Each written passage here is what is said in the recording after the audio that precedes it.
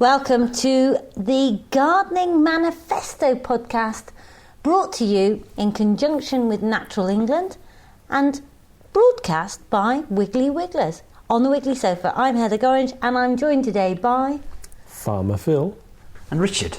Thank you, team, for coming. Well, I went off to the Wildlife Gardening Manifesto launch on the 18th of July in London, and we're going to hear two interviews today. One with Chris Baines and Stephen Moss. Chris Baines being wildlife gardening guru to the Wiggly Garden, I suppose, and really inspiration with his book, and Stephen Moss being the producer of everything that seems to be to do with wildlife, including everything that seems to be to do with Bill Oddie. Right. And we've also got Sir Martin Doughty, who's chairman of Natural England. But just before we go to them, Rich, you've been the member of Wiggly Wigglers involved in the Gardening Forum. Can you tell me a little bit about it? Well, we mentioned it a couple of weeks ago, didn't we? We were talking about the manifesto that's been written up, really as a means of encouraging organisations to encourage homeowners to garden for wildlife, be more sensitive and get an idea of how important creating beautiful habitats is in the backyard rather than doing something dull and boring and unnecessary. But it was a while ago. It was a couple of years ago that this started. And I remember I went down to a meeting in London at the RHS halls. Was that where you went? No, I went to Roots and Shoots, which has got a wonderful wildlife garden right in the middle of Lambeth. Oh, wow. Oh, that's quite nice. But no, I went to kind of fairly sort of stagnant horticultural halls. But there were some interesting folks there. I remember one of the first couple of times I went down.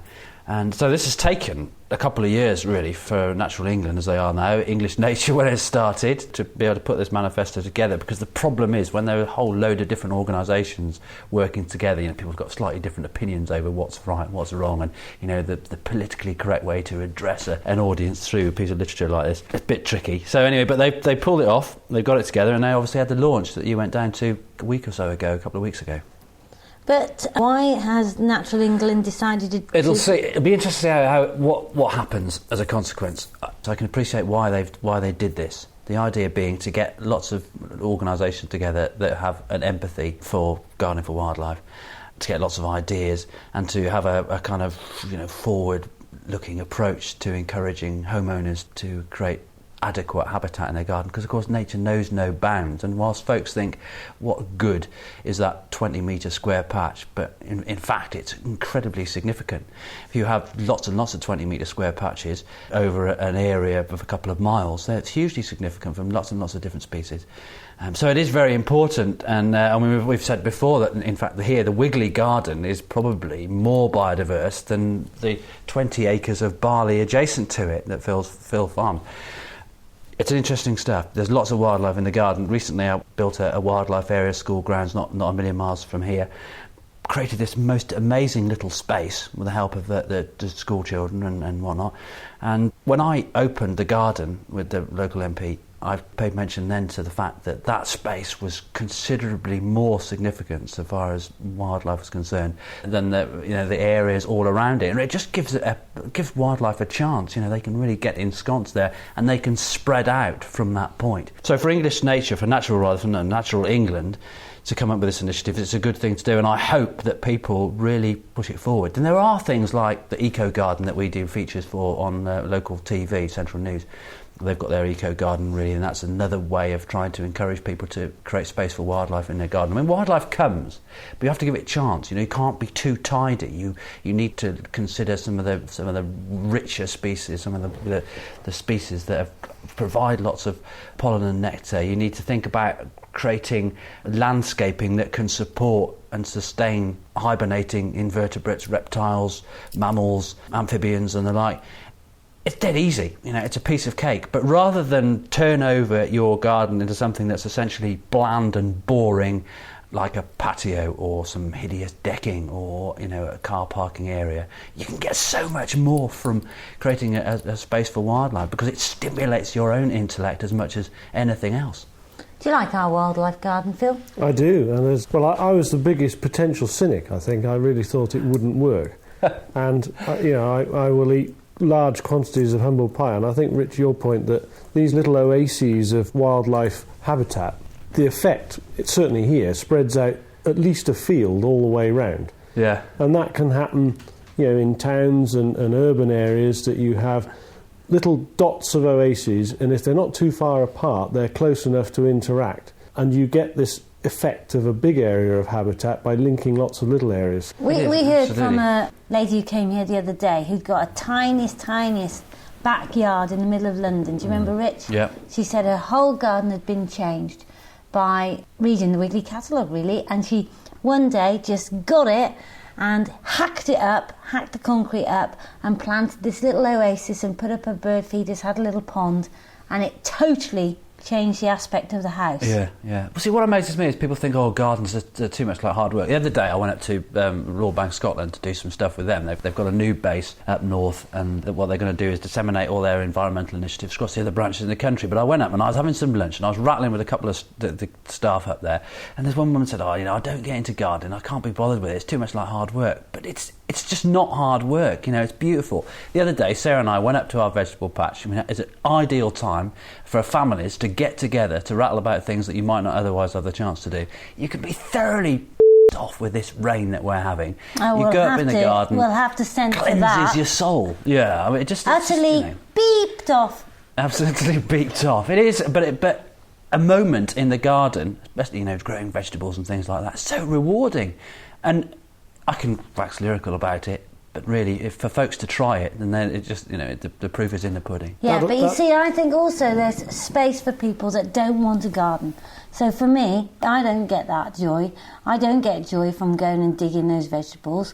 I just don't. You get joy, but that's because you've got a whole load of minions to pick them for you. Yeah, but what I'm saying is that doesn't necessarily have to happen in your wildlife garden. Yeah. You can have a moment in time, a weekend of inspiration, and then you really can set back from it and say, I don't need to maintain it all the time. No. So it's not just for people that want to spend time in it. Absolutely. But looking at it, now I get joy out of that. Totally. Yeah. I know the reason that lazy. You don't go... No, I don't think you're lazy at all. I think I know the reasons why you don't go into your garden. A, because you do have brilliance to do it for you, but it's because you're doing all these other things, which takes us along with lots of other different initiatives, and that's why you don't get involved in the garden as much as possibly you might. OK, listen.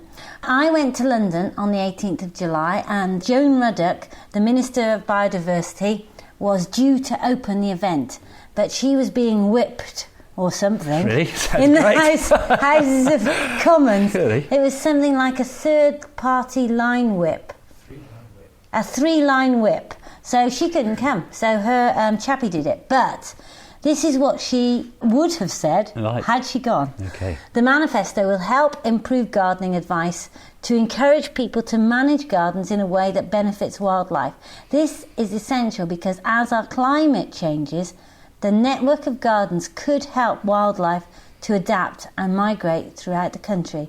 It's inspiring to see leading wildlife and horticultural organisations working together to highlight the importance of gardens for both wildlife and for people's health and well-being.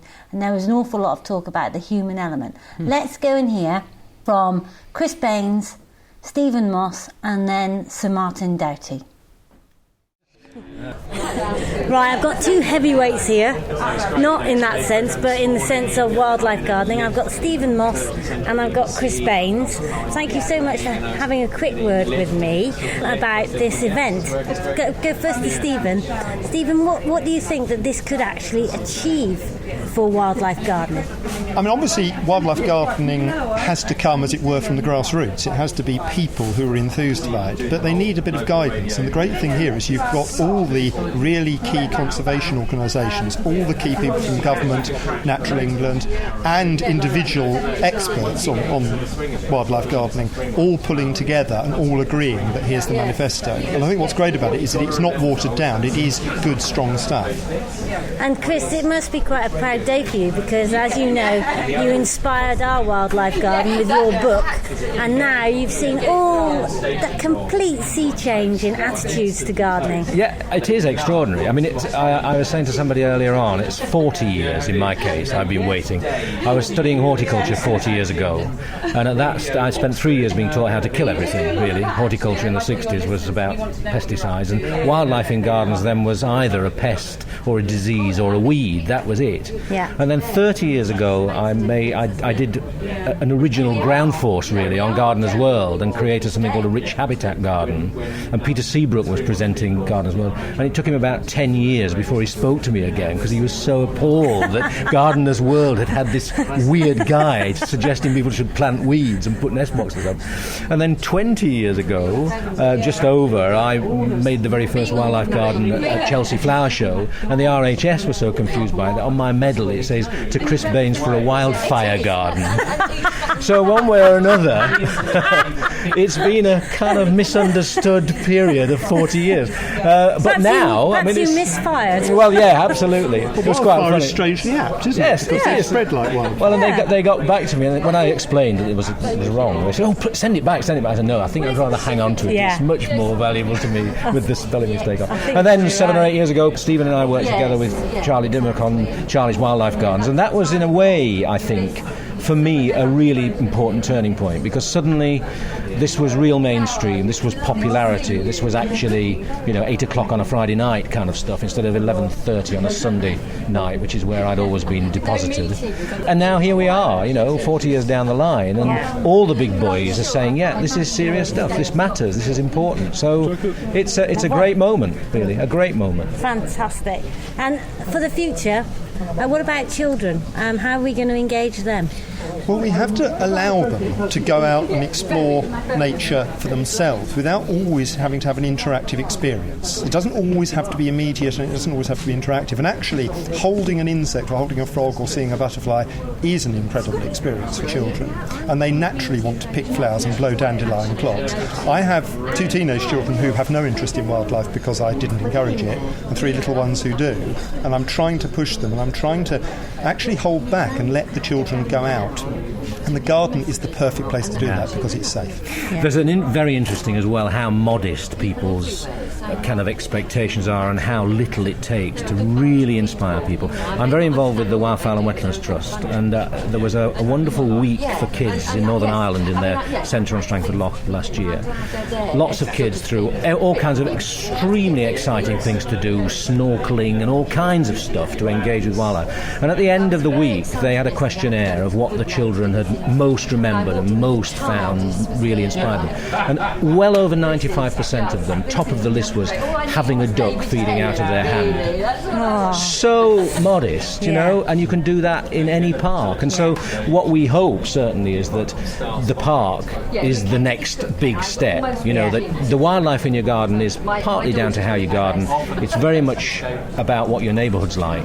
And so there's a real need now to actually say, well, it works. I mean, it works extraordinarily well. You dig a pond, you fill it with water, and, you know, the pond skaters are there within 5 minutes. Wouldn't it be wonderful if we now really started to look at our parks and our public open spaces and our school grounds and the new housing areas that are being developed, so that it becomes one massive landscape where people get that kind of daily dose of nature when they're walking to the shops or, you know, just sitting out in the sun at lunchtime. Now you two, don't you forget this, because I know there's a bit of townyism going on here. Don't forget, come to the farms too.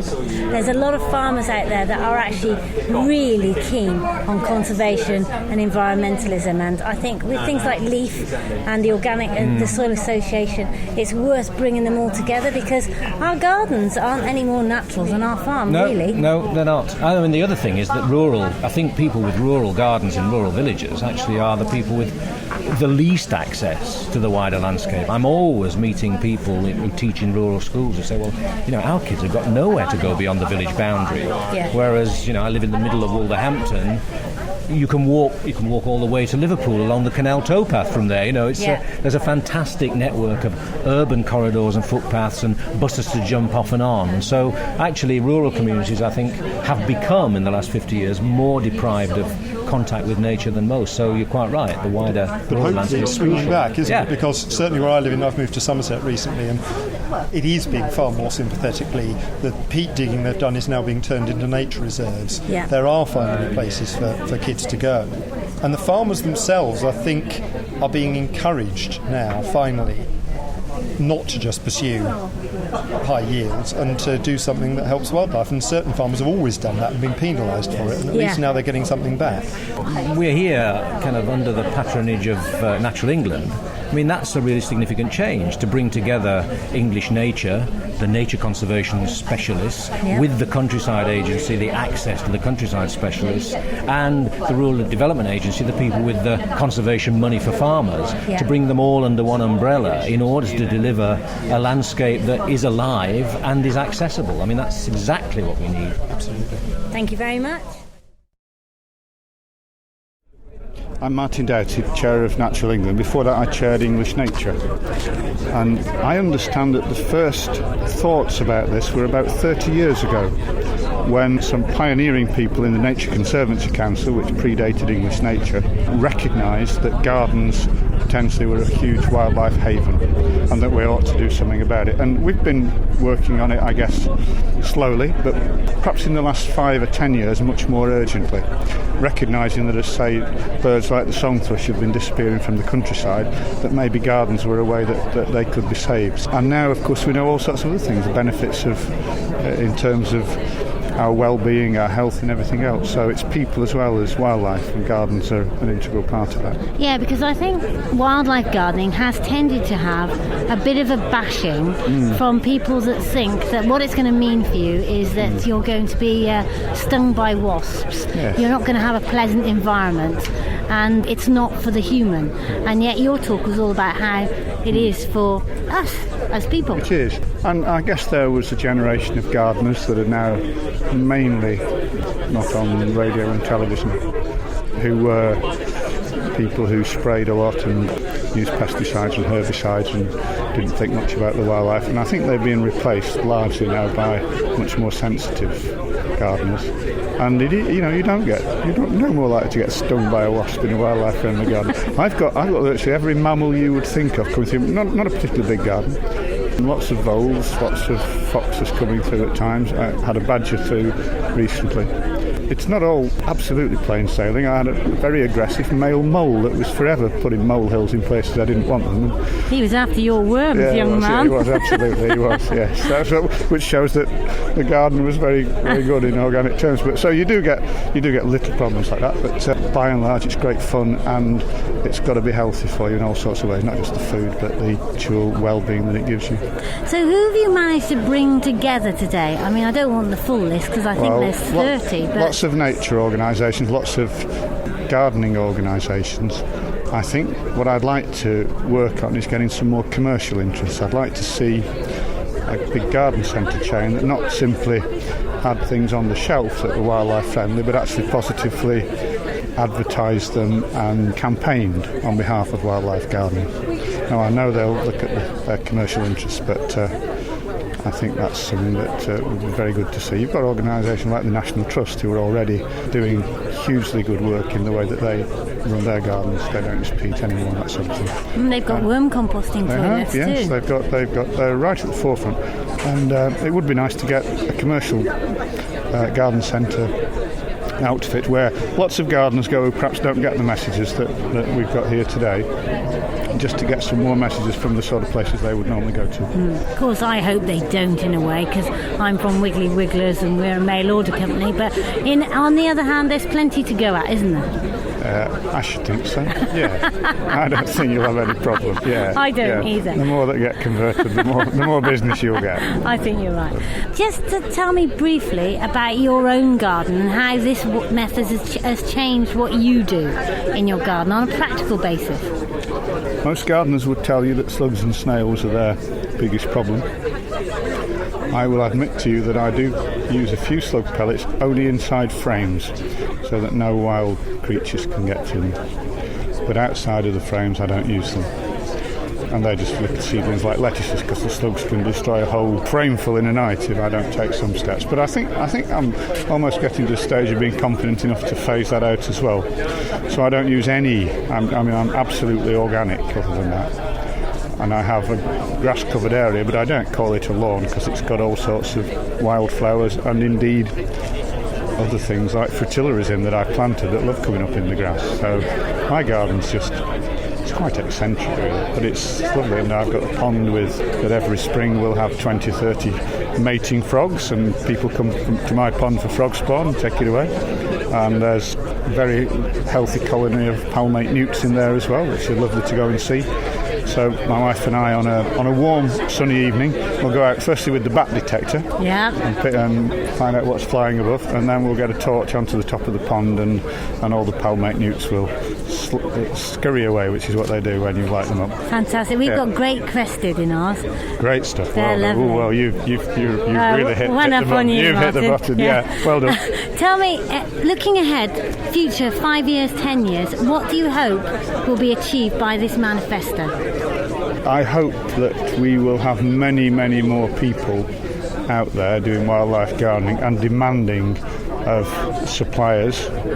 You're there already, but lots of other suppliers that they get wildlife friendly methods and equipment and chemicals and whatever that they use in the garden. I just think it is so rewarding. It may have at one point been regarded as quirky a few years ago. I think it's now mainstream, and it is incredibly rewarding. And of course, lots of these people who may be still using pesticides and herbicides are also feeding the birds. Yeah.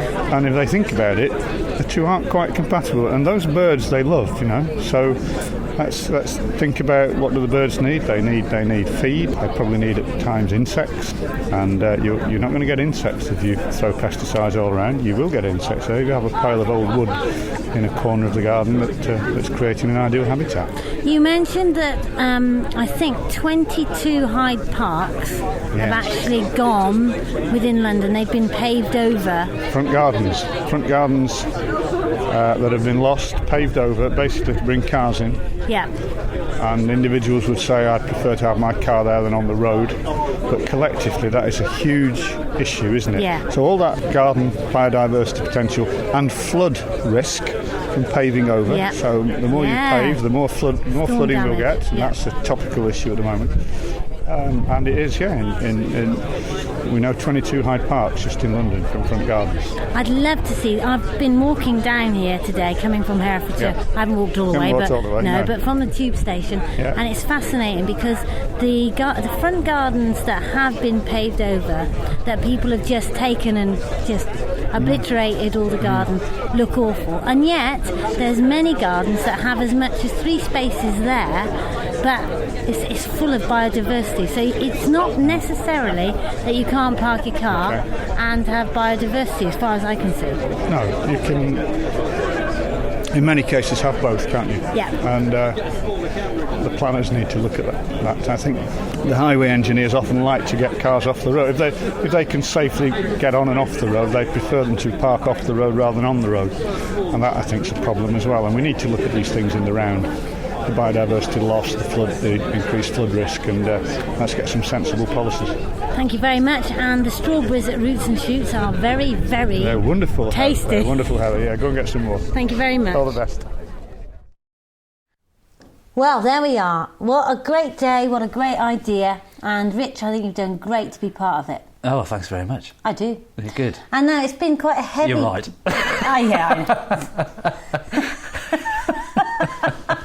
Well, only one of 2 commercial organisations Yeah. involved in the Gardening Manifesto. Hopefully loads more will join. Yeah. But it's been quite a heavy podcast this week, quite serious, So I thought, dear Natural England listeners, that you should know that usually our podcast is a little bit more funky. So here is... Should that encourage people to listen? Do you think? I don't know. Do you think I don't know either. Oh, we should see. Well, anyway, if you want to tune in, you must go to Wiggly Wigglers and click on the podcast link, and you'll be able to download all sorts of other podcasts. Give us a brief idea of your favourite, Phil. Well, my favourite still has got to be the hedgerow row. I just think it epitomises the sorts of things that Rich and I get up to, and the discussion goes on. The hedgerow row, so that was, do we cut our hedges once a year or once every 3 years? More or less, yeah. Rich, your favourite? I think possibly, I'm just thinking about the people that I've interviewed most. One of the most humbling experiences is when I spoke to Dr. Usmani at the EM conference I went to in Bavaria on Lake Shemsi. what a wonderful woman, fantastic woman. And I we had some great experiences. I've spoken to Claire Short when we borrowed BBC Herald from Worcester's offices to chat with Claire. And of course she came out, didn't she? And she came and visited you and Phil, which is great because I think more socialists on these grounds the better. And there you go. And Tim Smith, I mean, great bloke, very confident. It's great to be able to chat to different people and get their perspectives on life, and especially their perspectives on how we behave, natural history, natural gardening, things like that. Highlight for me has to be interviewing Anita Roddick. Has to be that. But if you want a taste of country life, maybe you're a bit busy, perhaps you're commuting in London on that awful tube and you don't know what colour the stuff that comes out of your nose really is, I can assure you it's supposed to be green. If you go on the tube, it's black. How frightening is that? Then you need to tune in to Wiggly Wigglers every week. And just to give you the briefest idea of what other people say, the latest review on iTunes is my favourite. This is what it says. Stand by your beds, Rich. It's not good for you and me. 5 stars, and it's by Gedeye, Gedeye. And it says, just wanted to add my rating to the numbers. I look forward to playing the podcast on my way home from work every Monday. Wonder if he's on the tube. Lots of giggles and discussions, sometimes heated, about topics that more people should be aware of. It's already taught me a lot, including that farmers' wives can sound sexy and confirmation that farmers are curmudgeonly old buggers. Bollocks. That's what I've got to say to that. Curmudgeonly old buggers. So, if you'd like to tune into more Wiggly podcasts, please go to www.wigglywigglers.co.uk/podcasts. And also, you must join our Facebook group. What fun we're having on our Facebook group. It is absolutely wonderful. Simon Sherlock asked me the other day about joining Facebook. I think you must have tried to encourage him to encourage me to join Facebook. Really? So it is there. It's there. And it's something that I'm going to do. I'm going to do it. But that'll be good, Rich. We could encourage you to use your computer more. That's tomorrow good, or something. Tomorrow maybe. Anyway, from the Wiggly Sofa in Lower Blakemere Farm, Herefordshire, on a very wet day, we wish everyone luck with the Gardening Manifesto. What an amazing opportunity to change the way Britain gardens. Bye from me. Bye from me. And it's bye from me.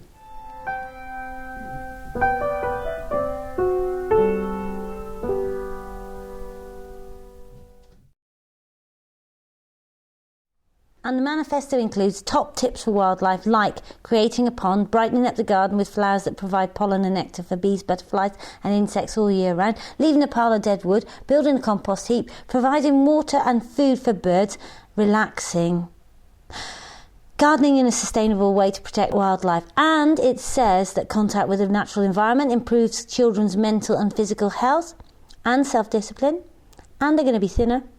And they like playing in a green environment, not on hard tarmac. And it'll fix obesity.